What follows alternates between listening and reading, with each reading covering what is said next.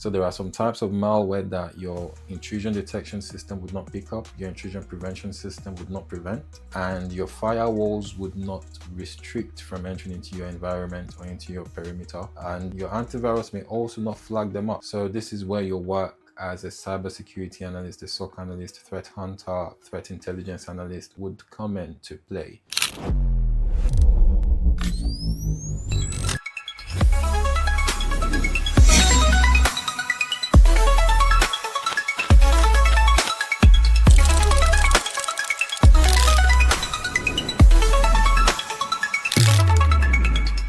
Malware analysis. So if you have a packet that has been captured in a pickup file and you're going through the captured packet and you see some kind of file that you suspect to be malicious, what do you do next? Do you just export the file and you start investigating in your forensic software, or what do you do the moment you discover a malware file within your captured packet in your organization? What do you do?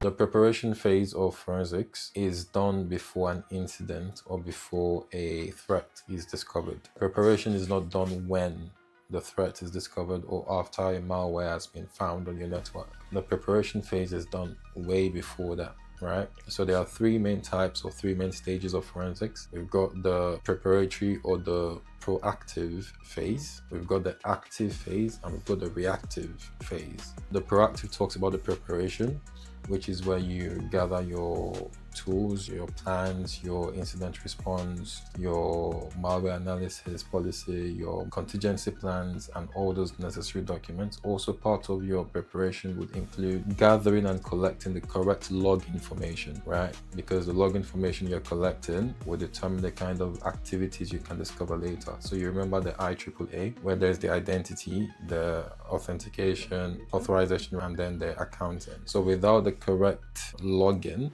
it is difficult to trace back either the identity or confirm the identity of who carried out what actions. Also, without proper accounting, it's difficult to tell what actions the person with the identity carried out on the machine or within your network or within your systems. That's the preparatory phase of forensic. That's the proactive phase. And then we've got the active phase, which is also known as live forensics. This is where you investigate an ongoing threat or an ongoing malware activity within your network or within your perimeter or within your production environment.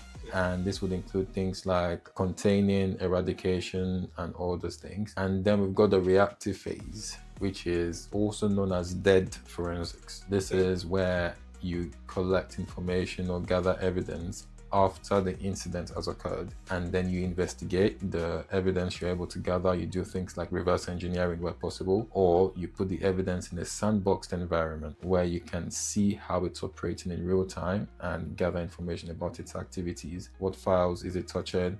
What areas of the system or the network is it touching? What is behavior like in a live environment? But obviously you don't test a malware activity in a production environment. You test your malware activity in a sandboxed environment. So now that preparation phase is done before the malware even enters into your network, not when the malware is in your network. But not all types of malware spread by itself. There are worms, there are viruses. Worms spread by themselves without human propagation, but viruses need human propagation to spread, right? But how would you know if it's a worm or a virus if you've not investigated it? How do you know?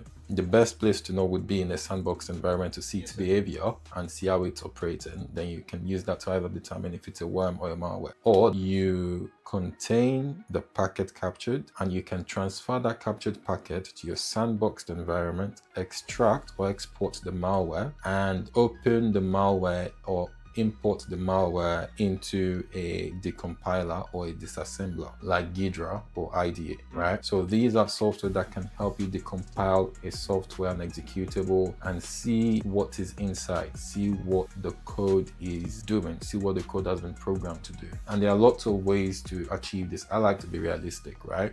So not everybody would know how to interpret code, especially in cybersecurity. You don't need to be a programmer to be in cybersecurity. So I do not expect all of you to be programmers. However, if you do know how to code, it's a plus. If you take the infected file or the suspected malware into a decompiler like Ghidra, Ghidra is able to decompile it or disassemble it depending on the language, and you can see the code that is in operation somewhere on the right hand side depending on your window arrangement in the application, and you can either interpret the code yourself and see what the program is doing, see what the malware has been programmed to do, or if you are not able to interpret code and you don't know about programming, no problem, just relax. You can copy the code and guess what? Take it into AI software like ChatGPT, and then you ask the AI, the LLM, to interpret the code for you and tell you what that piece of code is doing. And then wait for the output of the AI software. It's going to tell you what that software is doing, and you can add that to your report, or you need to verify. You can cross-check using multiple LLMs, right?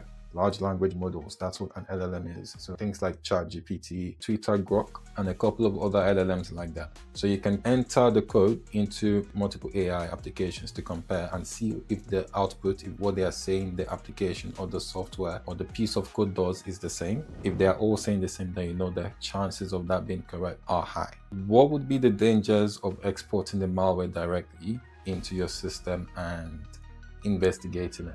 What would be the possible dangers? The chances of it infecting machines would be very, very high, because then what's the guarantee that a system is not vulnerable to that threat or to that malware? There is no guarantee. And the fact that IDS, IPS, firewalls, antivirus did not pick it up, it shows the malware may be very capable of hiding itself or evading detection, which makes it even riskier. So there are some types of malware that your intrusion detection system would not pick up, your intrusion prevention system would not prevent, and your firewalls would not restrict from entering into your environment or into your perimeter, and your antivirus may also not flag them up. So this is where your work as a cybersecurity analyst, a SOC analyst, threat hunter, threat intelligence analyst would come into play, because then you can use certain parameters to determine the likelihood or the chances of that being malware or being infectious. And there are other things you can check within Wireshark, Ghidra, several other software you can use to investigate. Forensic software also could let you know different things.